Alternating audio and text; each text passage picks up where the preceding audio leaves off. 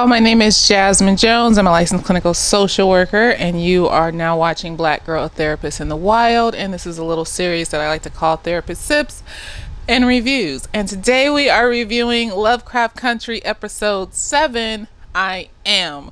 And it was so good. The messages, the way that things just fell together. Hippolyta, yes, girl. Everything.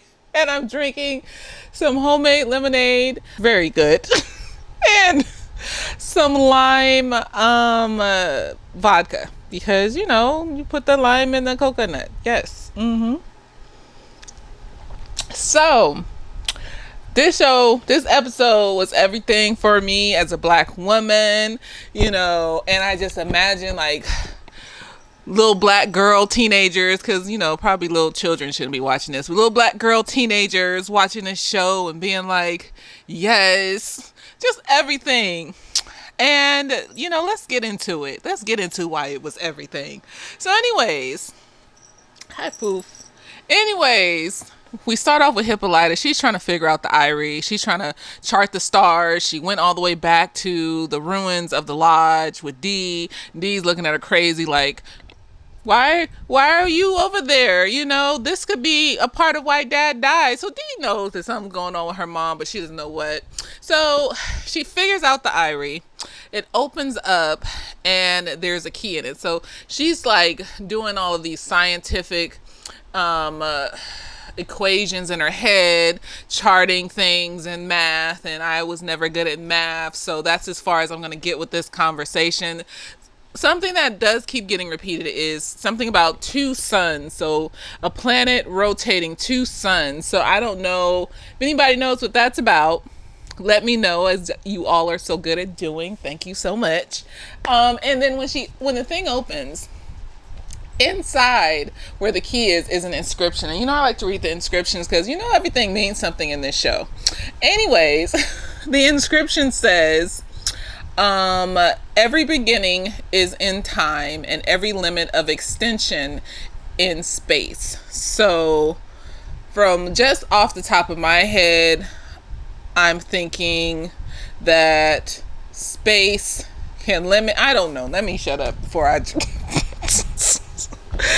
anyways, we then go to Ruby and Christina in the basement, and Christina is telling her basically William has been dead and she is Ben William, and she was trying to get her rightfully owned lodge back, that the sheriff, the captain, whatever, did kill William and all this other stuff. And I think she low-key likes Ruby because she was getting all close, and Ruby was like, well, why did you do this? And she was like, didn't you believe everything I told you was true, though?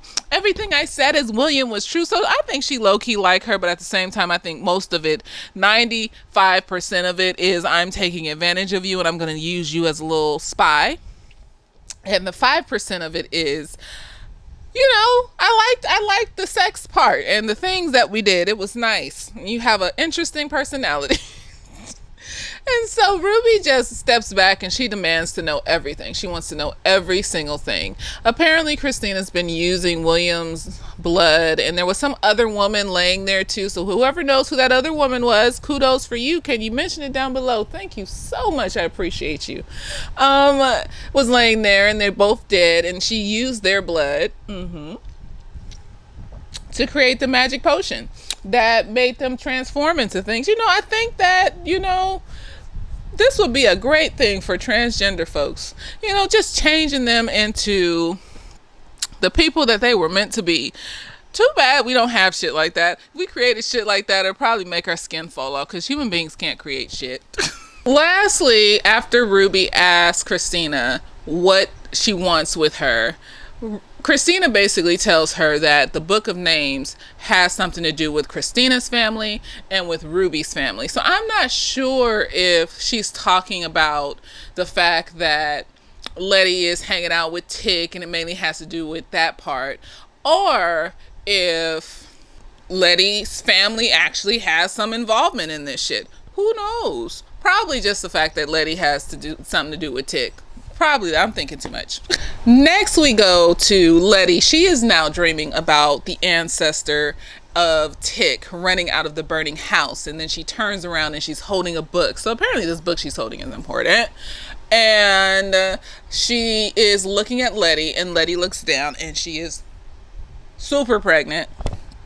And then Letty starts to catch on fire and burn up with the baby inside of her and shit. And then she wakes up, and downstairs Tick is just shell shocked from his little nightmare about the ancestor, and it's just staring off into space and all this other stuff, and not really knowing how to deal with the phone call he had with the Korean lady. We haven't went back into that yet in this episode. So this episode is about Hippolyta. I wish she got the whole entire episode. Like, we didn't need to see Tig, we didn't need to see Letty, we didn't need to see Ruby. Hippolyta should have went to more, but you know what, it's fine. Anyways, so Tick is looking forlorn and off into space. Letty comes over, they kiss, he's holding her around the waist and shit, just all fucked up emotionally. And then he's back to the pages, just trying to act like nothing's wrong with him, because we don't talk about our feelings like we're supposed to when we've gone through trauma, and then we're creating a trauma coupling. That's what this is, a trauma coupling versus a bond. Trauma couplings are more so about quick, fast, impulsive building of a relationship, and is built off of trauma. Bonds are more slow and gradual and getting to know somebody and understand somebody. So this is like a whole trauma coupling where they're together based off of the things that they've been through, but they don't really know each other. Anyways, so Letty tells him about her dream with his ancestor, and then Tick's like, I had the same dream. Letty doesn't tell him about the part where she's pregnant in the dream, but she does tell about the part where the ancestor is holding the book, and Tick's like, gasp, it is the book of names. So apparently the ancestor took the book of names from, what is his name, Titus, and ran off with it, and it was passed through the family, the side of the family that was on his mom's side, the mom's side of the fucking family. There you go. So, but you know, they like lost track of that side of the family after the Tulsa riots. His mom ran away from there, so now it's up to Tick to figure out where this book is. He's saying that Christina's looking for pages. They might actually have a whole fucking book. Next we see Montrose. We are in his place. Sammy is cooking him breakfast. Sammy is making himself at home in his place, and you know, Montrose is taking note that Sammy is making himself at home. Sammy is talking about how when he was going to get breakfast, he ran into some woman that was wearing an African shawl, and he asked her where the shawl came from, and it came from the same store that Ruby White was working at and things like that. So anyways, Montrose looks shook. He's just like, that's my neighbor, bitch. So he's on the DL. He doesn't want people to know. And Sammy's just like, you know, I saw her at the bus stop. She didn't see me coming out of your place. Da da da da da. And then Sammy's just getting low-key mad about them not having like a legit relationship, because Montrose starts to get a whole attitude after that, like just trying to project his, you know, self-hatred onto Sammy, and Sammy calls him out for it. He says basically, you know, well, you always try to push me away when you think I'm getting too close to you. And Montrose's like, no, I don't, and then Sammy starts to storm out. Before this, when Tick was with Letty, they basically decided that they were going to go to Montrose's house, because Montrose was the one that was researching his mom's history beforehand. So they're on the way there. So Sammy walks out. Montrose goes after him. He's like, no, I love you. That's not what I meant. Don't leave. Some shit like that. You know, I ad-lib. And then he's like, shirt open, reaching out the door, grabs Sammy's arm, grabs his arm, and is like, no, don't go. I love you. And as he's standing there with his shirt open, grabbing Sammy's arm, here comes Tick, and here comes Letty. And Tick looks crestfallen and hurt. And you would think that it was because he was gay, but it was like, you know, he didn't feel no way about Sammy. So as we come to see, Sammy just slips on by Tick. He's like, excuse me, and he just leaves. He doesn't say shit because he knows it's his family business. Don't say shit.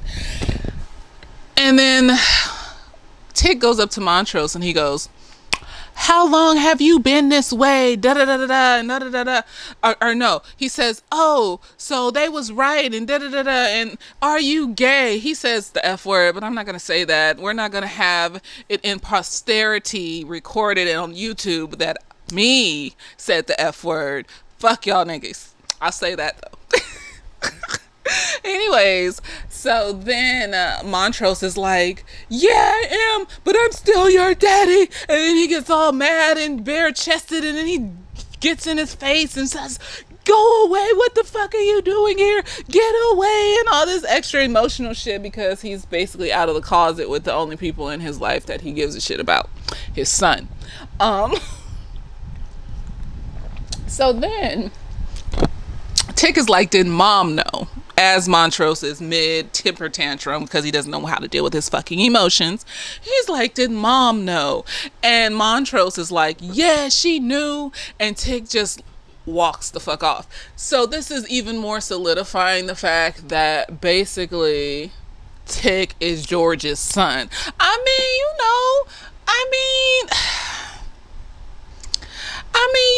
Montrose could like women too. But they keep bringing up the fact that Tick is George's son. So you know what? I'm going to say, because we don't have DNA. We don't have DNA. So since we don't have DNA, they got to come up with a reason to realize that Tick is George's son, especially if both these niggas had sex with his mother. So now it's like, okay, he's gay, so maybe they never even had sex, and maybe she was just a full-on beard and shit like that. Anyways, we go outside. Tick is pacing back and forth, mad, kicking trash cans, like, fuck that nigga, bitch.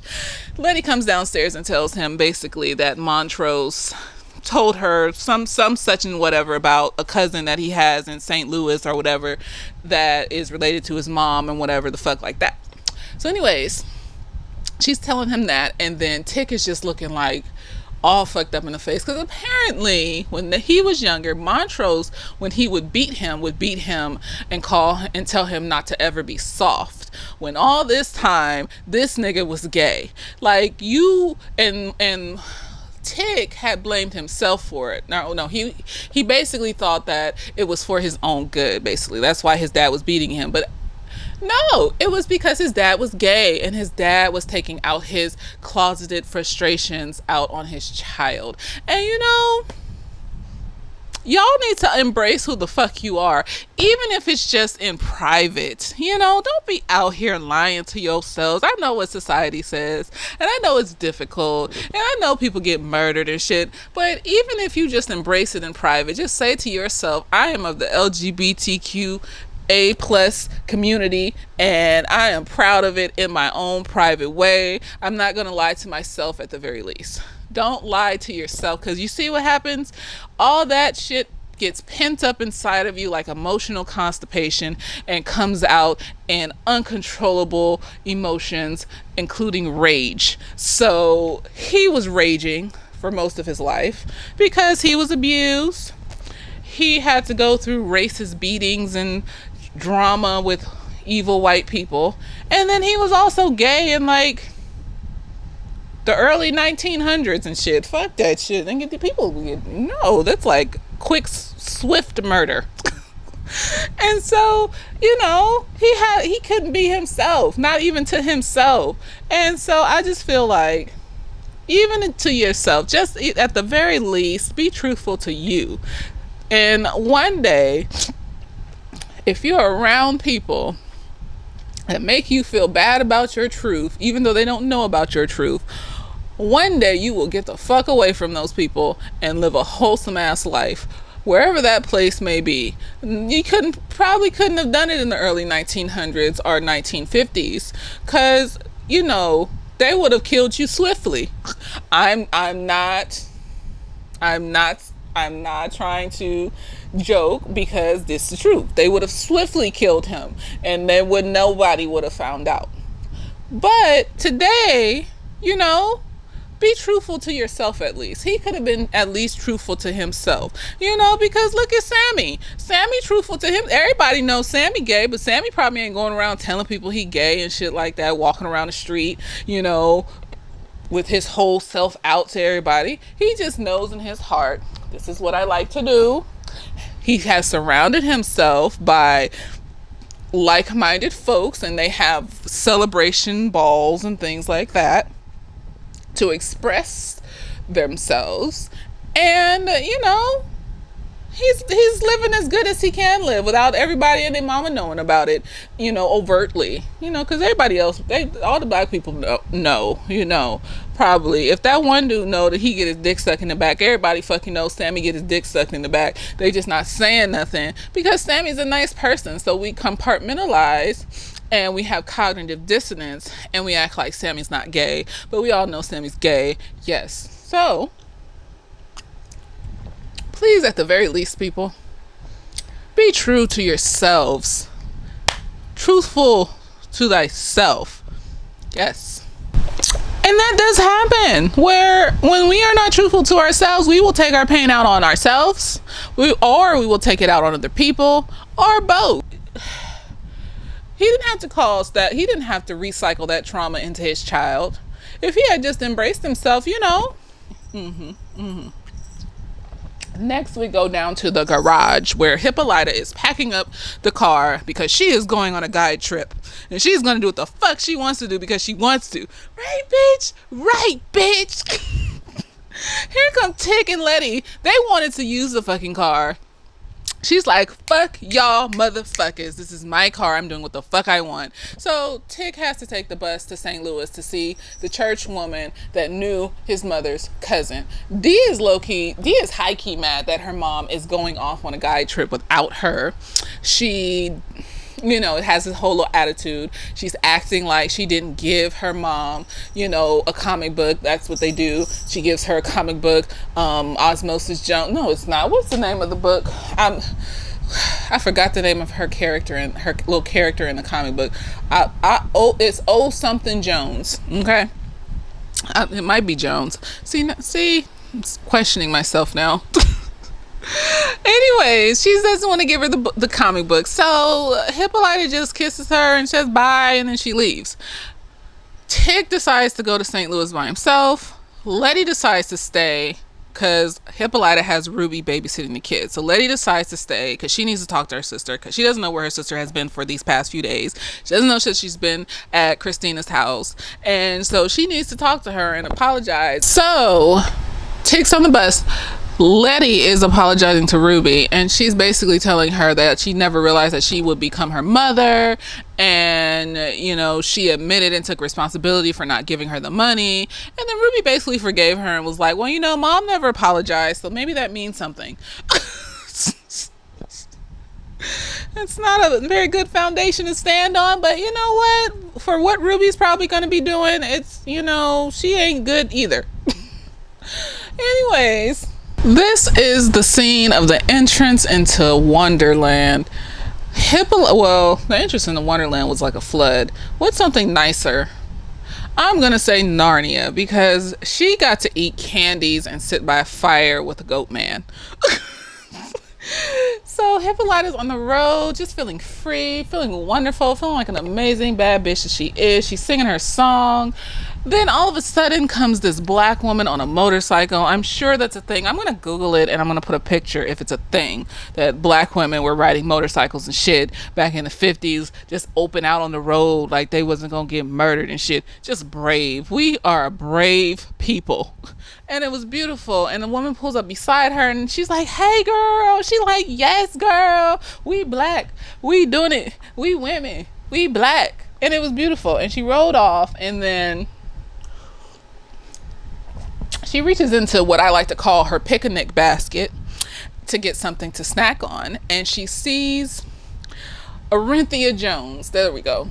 She sees Dee's comic book. So Dee still gave her the comic book. That's a tradition. We can't just give up our traditions just because we mad and shit. We still love each other just because we mad. Fuck that shit. So she's smiling. She happy. She eating her sandwich and she going down the road to glory. Next we go to Tick. He is in St. Louis. He is at the church woman's house who knew his mother's cousin. She's telling him stories about his mother's cousin, all these church things that they did and all this stuff, but she doesn't know about his family. She doesn't know about the book, and he says the book by name. She doesn't even flinch. She's just like, I don't know what the fuck are you talking about, nigga.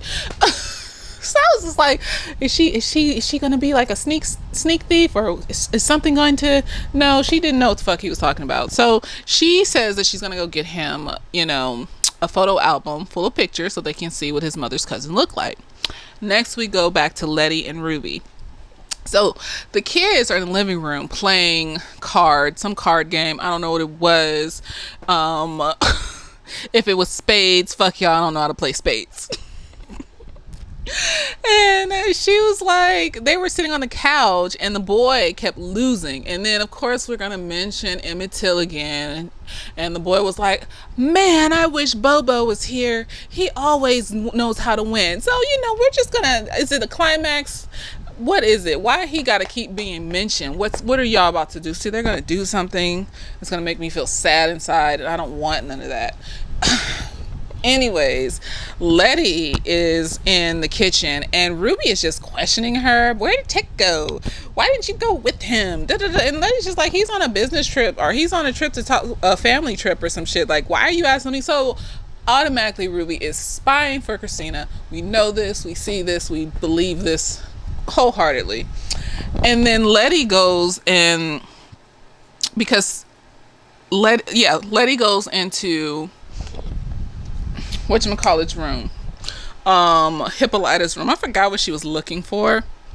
I think something broke and she was looking for something in her room, but she sees the Irie on the floor and she flips the fuck out and picks up the phone to call Tick. So we see Tick again. He's at the old woman's house looking at the photo album, and then the old woman goes off to do something. I don't remember what she went to do. Anyways, Tick sees this birthmark on his cousin's arm, goes and takes his shirt off, sees the same birthmark on his back, realizes that there's some shit here that's not normal, and then the old lady comes back and tells her he has somebody on the phone for him, which is Letty, and she's just looking at him like, why the fuck is his shirt off? I mean, I'm glad that she feels safe. Like, this random man in her house that she don't fucking know just took his fucking shirt off and while she was out the room. People do things to everybody. It doesn't matter if you're old or young, but she felt safe, so that's good. He goes and picks up the phone.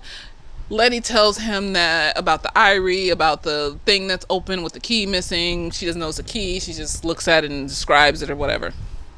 And then she tells him that she thinks Letty is, Hippolyta is suspicious of George's death, and that she may be in trouble based off of where this thing was leading her. So there were some coordinates on the Irie, and that's where Hippolyta went to follow the coordinates, follow the yellow brick road and shit. So we go to Hippolyta. She is at this telescope, the big ones like at the planetarium that look up in the sky and shit, and she is putting in the coordinates, doing the knobs and the dials and the mathematics, and the holograms of the mathematics that she's doing in her head is popping up around her. So she's trying to put together the things that make the math and the skies and the stars and planets and shit. And then the police come in. And it's about to start. This thing is about to do something. The police come in. She ducks behind the machine. And then they find her. And she gets up. And then here comes Tick. He runs in there, tackles the police officer. They fighting and wrestling on the floor. The other police officer is getting up. And he's standing there. And then this hole opens up in the air. Like this space-time continuum, black hole type shit. And the police officer gets sucked into it. I hope he went to his own torturous racial plane and he is being just dealt with. I hope so.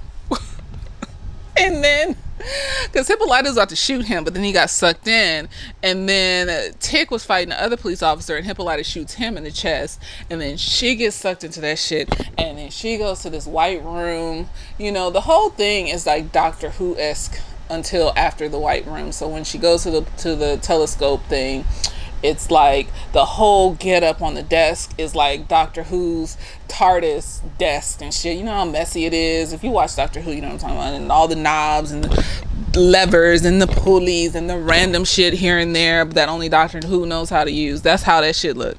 And then when she gets sucked into the thing, she's in this white room. And it's giving me like Doctor Who, but also a few episodes of the new version of The Outer Limits. The one that used to come on, I think, Showtime and shit in the 90s and stuff. That's on Hulu. I watch that shit all the time. It's amazing. I love The Outer Limits. I don't know if I like it more than Twilight Zone, though. Twilight Zone always had a message. The Outer Limits sometimes had a message, and then sometimes was corny, and then sometimes just had a random reason for doing shit and it was just an interesting episode. The Twilight Zone was mostly like either corny or it had a message. The sci-fi it had a message in it. I don't know why I'm going off on these tangents. Anyways, Hippolyta's laying on this bed and she's naked, and we love to see a regular black woman's body. You know, fuck all these extra skinny hoes with their hourglass figures and they fake butts. You know, we love to see a regular black woman's body. I loved it. She was beautiful. She got up and she put on this little jumpsuit outfit that was laying there. And then she was walking around the room trying to figure shit out. And then the door opens. Y'all. This tall... No, wait a minute. When she first gets there, these tall robot people with helmets on, you know, walk out of this alien building. Like she's in some barren wasteland planet. It's cold and shit, but there's air apparently. I don't fucking know.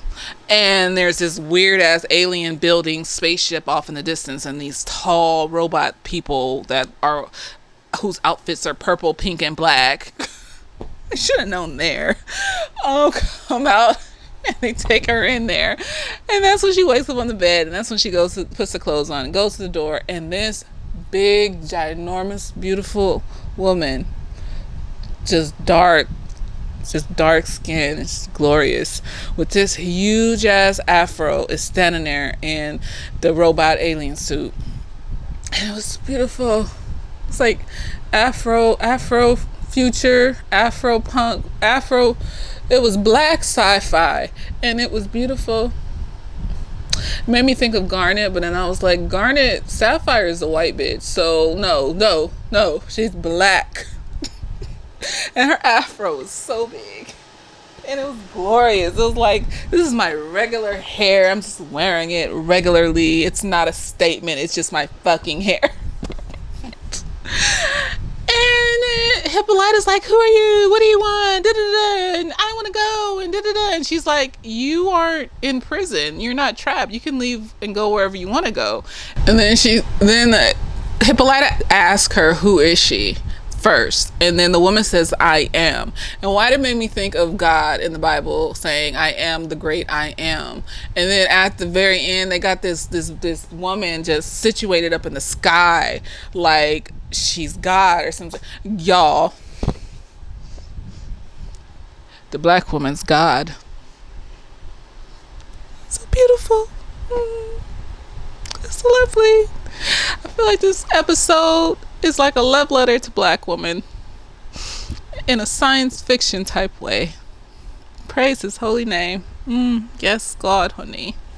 Anyways, then she tells her she's not in prison and she can go wherever she wants to go. So Hippolyta figures out some weird shit in the room, takes off some of the plaques on her bed, and tries to figure out math and shit to open the door. So she figures out the math and shit, and her wrists are like cut open, and there's like a force field or some shit keeping the cuts open. I don't know what happened, but she was banging on the door trying to open it, and it started bleeding. So I don't know what the fuck that was about.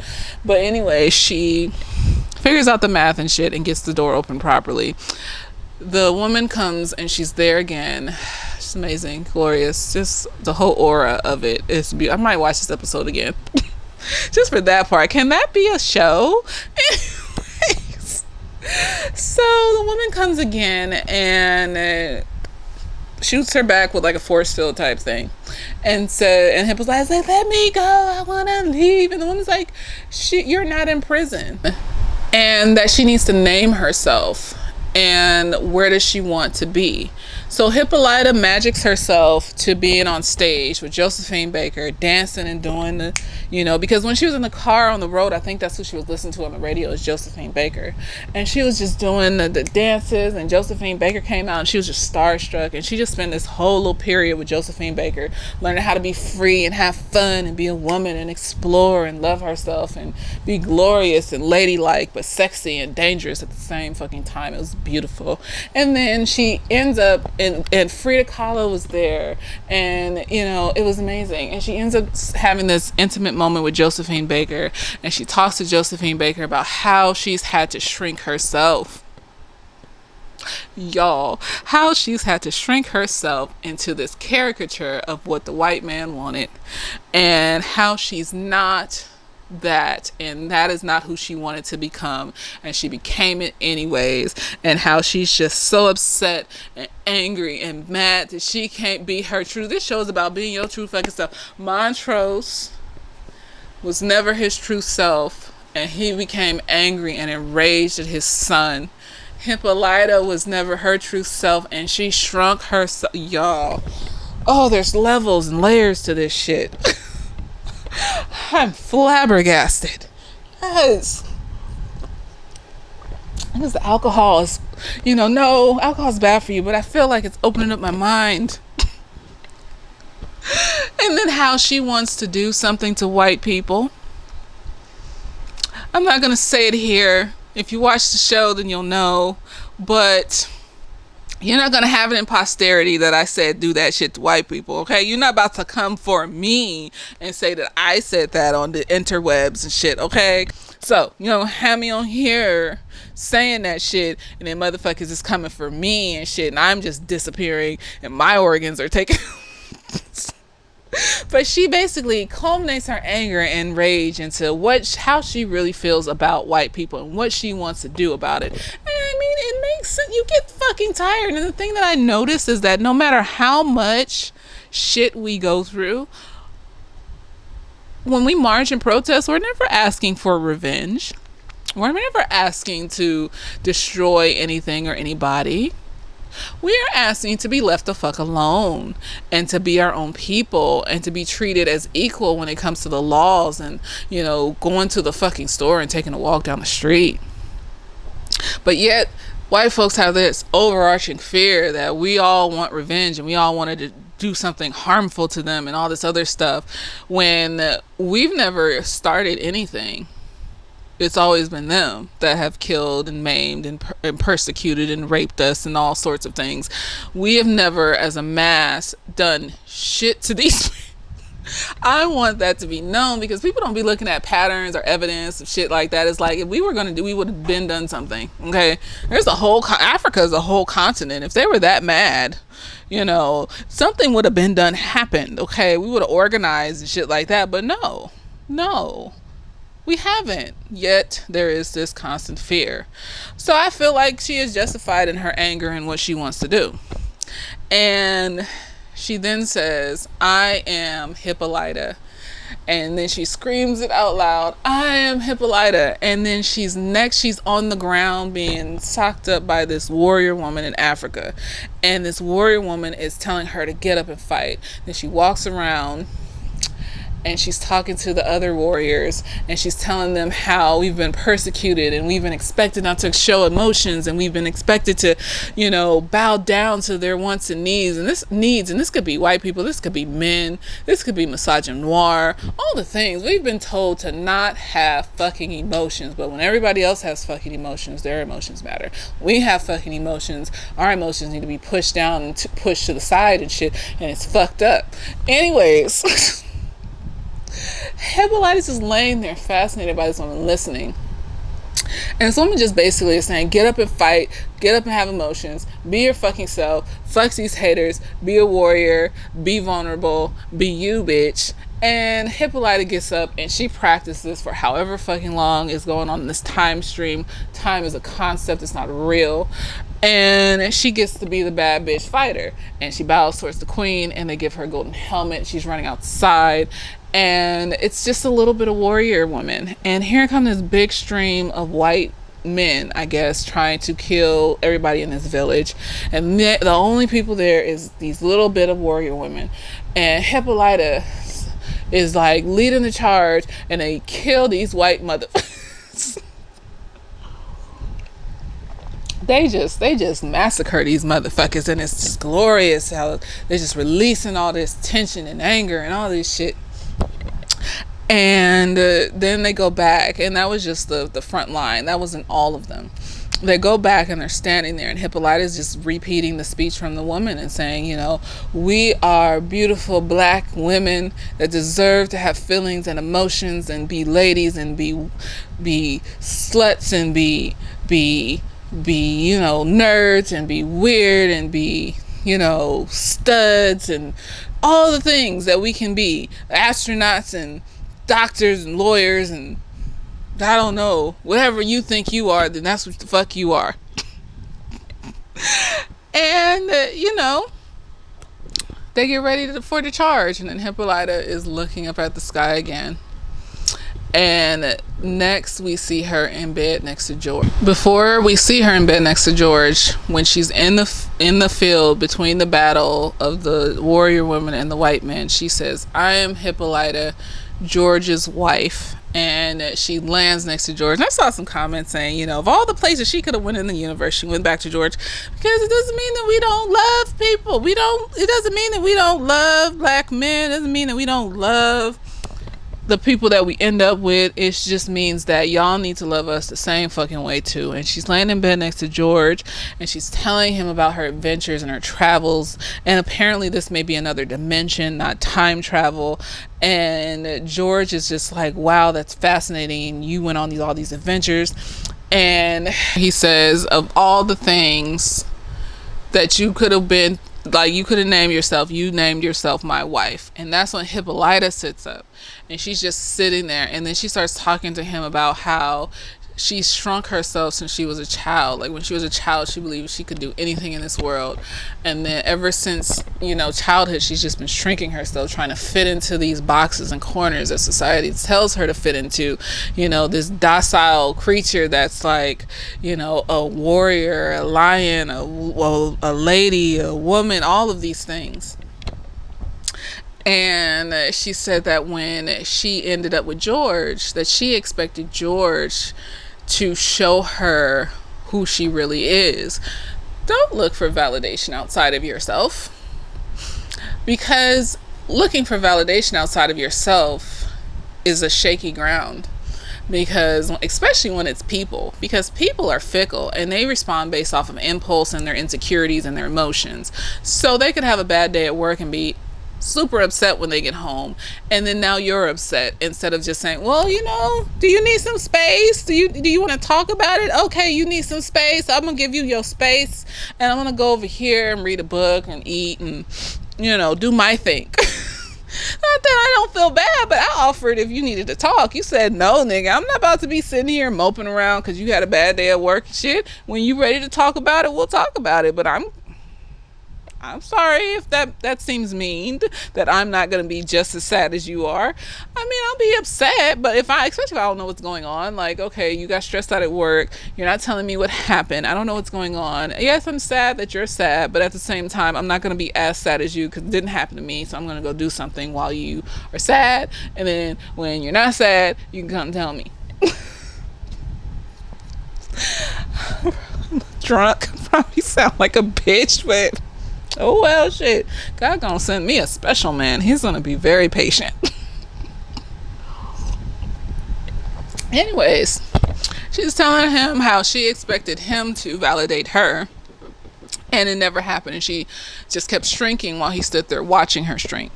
And then he's like, but I don't think how did I do that? And then he thought about it and realized, oh, when I never took her on the adventures, and I always made excuses for her not to go, even though because I married her because she had a curious and adventurous spirit, but I still didn't go with her and do shit with her and allow her adventurous spirit to flourish and, in my personal space as well. Like all the fucked up shit that we do when we get in relationships, especially with men, and we think that, oh, it will make him happy to do everything he says. No, bitch. No, be you.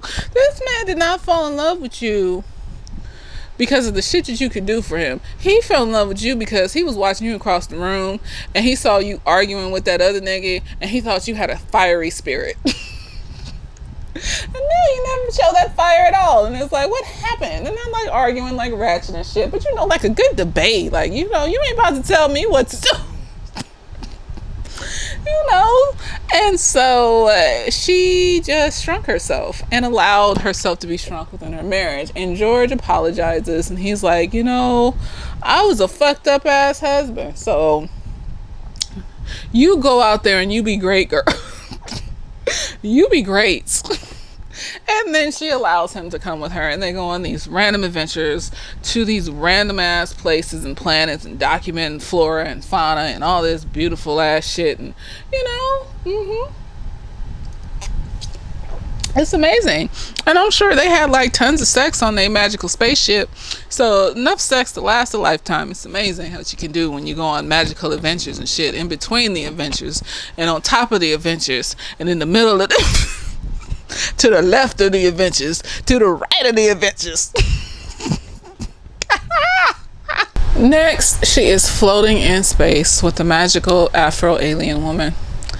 And this alien woman does not have that suit on, and she is just in a nebulous of space clouds, rainbow colored space clouds, looking like God, holding her hand out, telling Hippolyta, you could be one of us and you could come with us.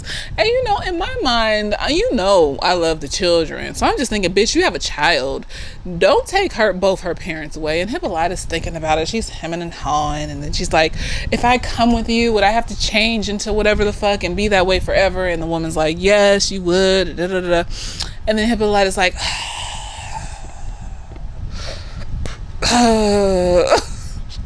she didn't have the burp.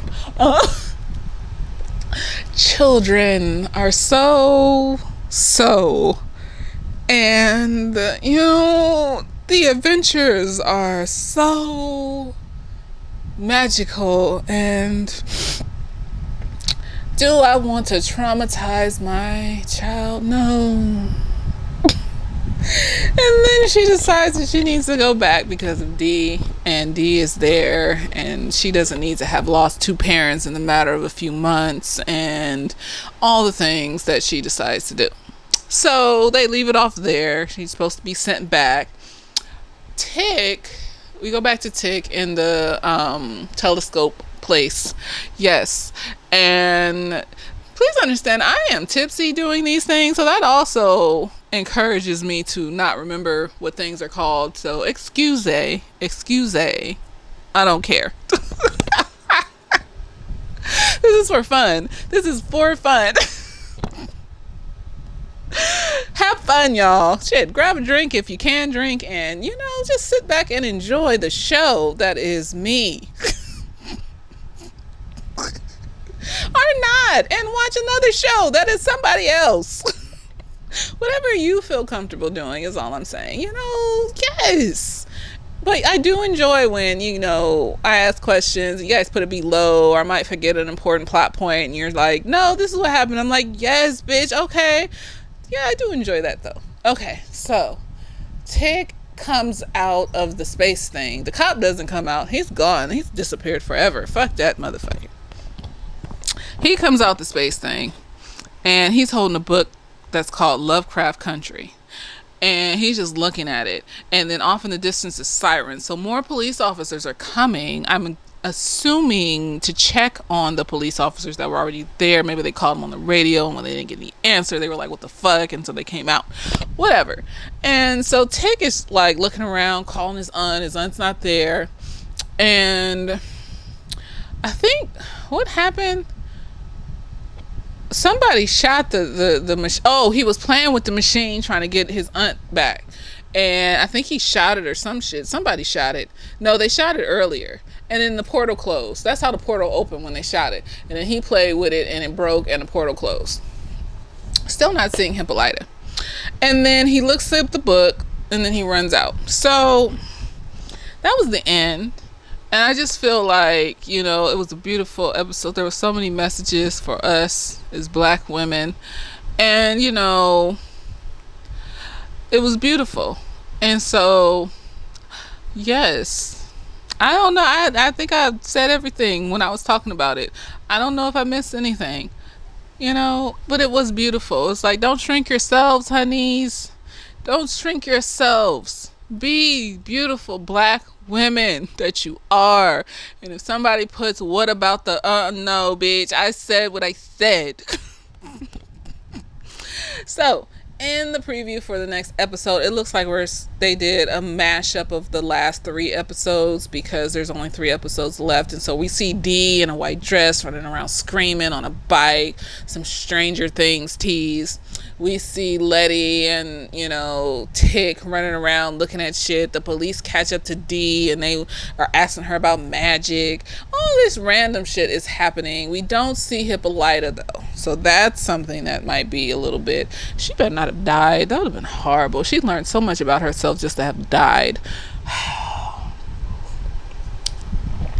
don't think she died.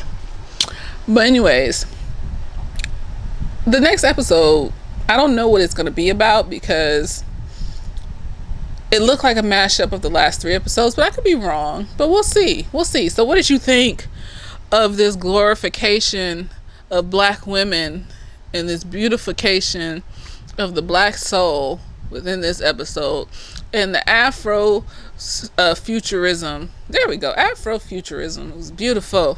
The tall, dark-skinned, Black alien woman. It was wonderful. You know, it made me proud to be tall. It made me proud to be of the darker complexion. It made me proud to have an afro. It was beautiful. It was wonderful, and I loved it. So let me know what you think, and later days.